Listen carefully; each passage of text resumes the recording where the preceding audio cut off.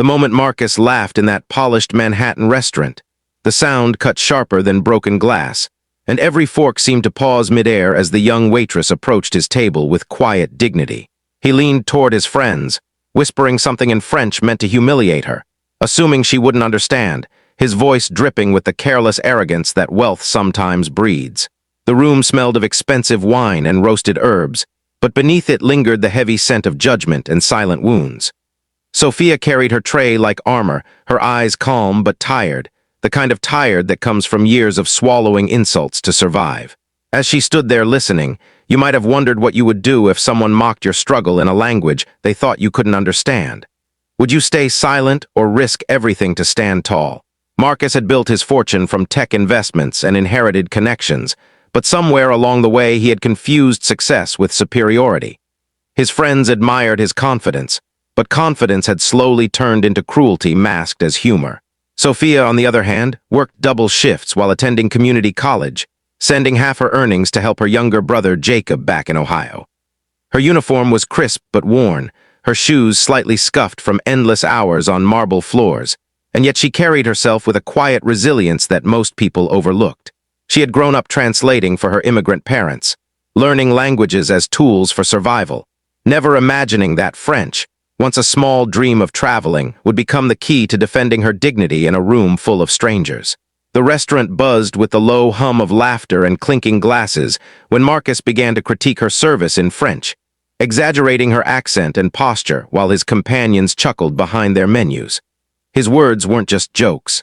They were tiny daggers meant to remind her of her place in a world divided by privilege. Sophia felt the familiar sting rise in her chest, the ache of being invisible yet exposed at the same time. In that moment, she remembered nights crying alone in her tiny Brooklyn apartment, wondering if her sacrifices would ever lead to something better.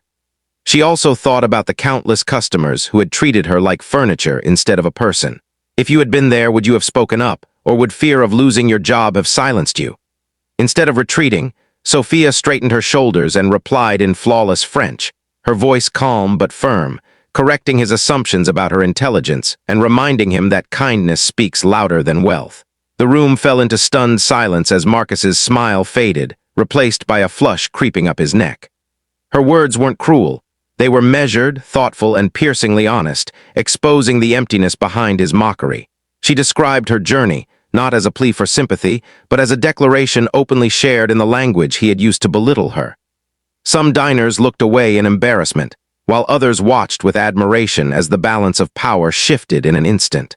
Marcus felt something unfamiliar tighten in his chest, a mixture of shame and self-reflection he had avoided for years. He remembered his late mother, Anna, who had once told him that true wealth was measured by how you treated people who could do nothing for you. Her memory surfaced like a ghost in the candlelight, and for the first time in a long while, he felt small in a way that money couldn't fix. Sophia continued her work with quiet professionalism, refusing to linger in triumph, and that grace unsettled him even more than her perfect French. He saw not a waitress but a young woman carrying invisible battles, and the realization hit him harder than any business failure ever had. Days passed, but Marcus couldn't forget the look in Sophia's eyes, the mix of pain and strength that challenged everything he thought he knew about success. He returned to the restaurant alone, unsure of what he wanted to say, but feeling compelled to face the person he had wronged. Sophia greeted him with the same calm professionalism, her voice steady, her dignity intact, and he found himself struggling to express genuine remorse for the first time in years. Instead of seeking forgiveness with grand gestures, he listened as she spoke about resilience, about nights studying after midnight shifts, about dreams of becoming a teacher who could inspire others to rise above their circumstances. Their unexpected conversations over the following weeks revealed a shared humanity that wealth and uniforms had once hidden. Marcus began volunteering at local programs Sophia mentioned, encountering stories of hardship that reshaped his worldview piece by piece. He learned to listen more than he spoke, to see the people behind the service roles he had taken for granted. Sophia, in turn, allowed herself to believe that people could change, though she guarded her heart carefully, shaped by years of disappointment. Their relationship remained grounded in mutual respect, built slowly through honest conversations rather than dramatic apologies. Months later, Sophia graduated from college with honors, and Marcus attended the ceremony quietly, sitting among families who cheered with tears in their eyes.